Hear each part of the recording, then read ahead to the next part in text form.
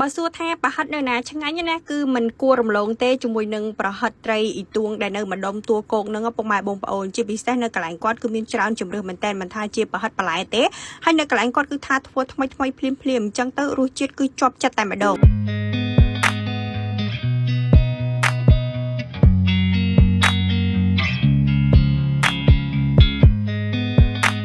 សម្រាប់ទីតាំងរបស់គាត់គឺងាយស្រួលរកមែនតើពុកម៉ែបងប្អូនដែលនៅលើផ្លូវ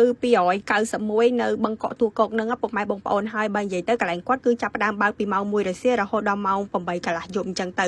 ហើយជាមួយនឹងការរៀបចំតុបតែងហាងរបស់គាត់នឹងមធ្យមឯពុកម៉ែបងប្អូនអ្វីដែលសំខាន់នោះគឺជាតិចនិចនៃការធ្វើប្រហិតរបស់គាត់ណានេះគឺជាប្រហិតត្រីដែលគាត់វាយមកឆ្ងាញ់ហើយគឺដាក់ cluster តែជាក់ដើម្បីមានភាពងាយស្រួលនៅក្នុងការធ្វើណាហើយសម្រាប់បន្លែវិញនៅពេលដែលយកមករុំជាមួយនឹងប្រហិតត្រីបែបនេះទៅគឺថាទំនងមែនតែនហើយចំណុចដែល Two Sister ចាប់អារម្មណ៍នឹងធ្វើឲ្យកន្លែងគាត់លក់ដាច់មានរសជាតិឆ្ងាញ់គឺប្រហិតត្រីនៅកន្លែងគាត់ដែលរុំបន្លែនោះគឺគាត់ធ្វើថ្មីតែម្ដងនៅពេលដែលយើង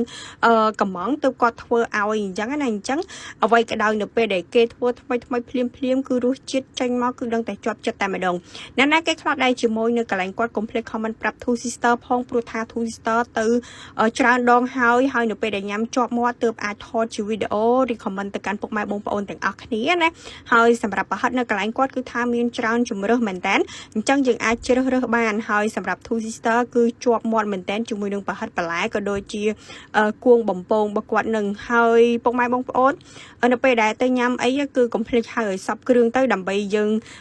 ភ្លក់រសជាតិពីមួយទៅមួយណាចង់រឹងតែមួយណាឆ្ងាញ់និយាយទៅនៅកន្លែងគាត់សឹងតែឆ្ងាញ់គ្រប់មុខឯងព្រោះថាគាត់ធ្វើថ្មីភ្លាមមានអនាម័យចង្ការតុបតែងកន្លែងលក់កន្លែងអង្គុយអីគឺថាចេញមកតាក់ទាញមែនតើណាពុកម៉ែបងប្អូនអញ្ចឹងនៅកន្លែងនេះ Two Sister សង្កេតឃើញថាគឺមានយុវវ័យចូលចិត្តញ៉ាំមែនតើជាពិសេសល្ងាចឡើងអីហ្នឹងលក្ខណៈថាដាក់ប្រហិតមួយថាសមានចម្រោះចូលគ្នាហើយជជែករឿងក្នុងចិត្តមកគឺថាត្រូវមែនតើហើយអានេះគឺថា Two Sister ឲ្យ the best លេខ1តែម្ដងពុកម៉ែបងប្អូនហើយយើងងាកមកទឹកជ្រលក់របស់គាត់វិញកុំភ្លេចដាក់ម្ទេសឲ្យច្រើនព្រោះថាហិលញ៉ាំបដៅបែកញើសបដៅគឺបានចូលជាតិឆ្ងាញ់ណាហើយសម្រាប់ពុកម៉ែបងប្អូនដែល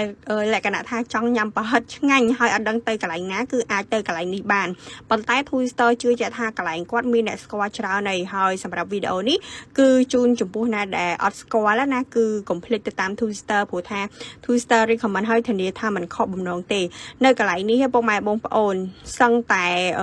មាន10នាក់ណាថាឆ្ងាញ់9នាក់អីអញ្ចឹងសម្រាប់នៅកន្លែងគាត់គឺពុកម៉ែបងប្អូនអាចទៅបានហើយសម្រាប់ Google Map Two Sister នឹងដាក់នៅលើ caption ក៏ដូចជា comment នៃវីដេអូនេះណាទទួលបានវីដេអូថ្មីបែប